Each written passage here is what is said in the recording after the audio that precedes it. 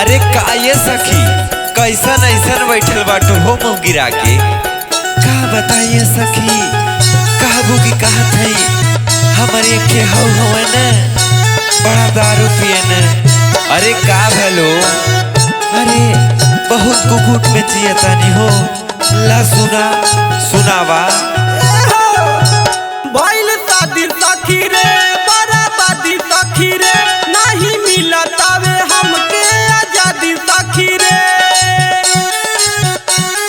का कही भइल शादी सखी रे बराबादी सखी रे नहीं मिलत आवे हमके आजादी सखी रे। भोरे से ठीका के मारे ला चक्कर हमर पियावा पिया कर आय हाय रे हमर पियावा पिया कर आय हाय रे सखी पियावा पिया कर पियावा पिया कर। सत्तर वाले दारू भले 100 के हो जाए, 70 वाले दारू भले 100 के हो जाए। कम करब ना पियाए भले खेत बिक जाए। अरे या चला राम लियाओ बहुत कम कह दे लिये खेत बेच देगी मैं बेचला प्रधान के ट्रांसफर में बस मुर्गी लाओ। हाँ मुर्गा मछरी के चिकना मंगा के अपने पिए 4 जन के बैठा के।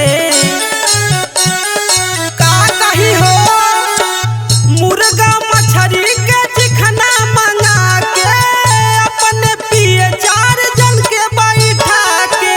घरे आके उ देखावे लायक हमर पियावा पिया कर आय हाय रे सखी पियावा पिया कर आय हाय रे सखी पियावा पिया कर। ये चला मेरे गिलास में पानी कम डालो मेरी जवानी अभी फूट रही है मैं बिना पानी के दारू पिएगी। हाँ।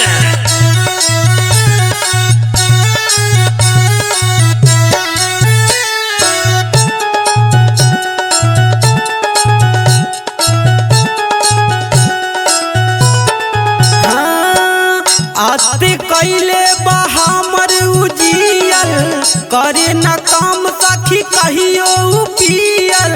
ये करे जा तुम पीड़ धरो में लिए आते कैले बा हमर उजियल करे न काम सखी कहियो उ पियल। ते जायो गेंदर बने खाली धकर हमर पियावा पिया कर आय हाय रे हमर पियावा पिया कर आय हाय रे सखी पियावा पिया कर पियावा पिया कर।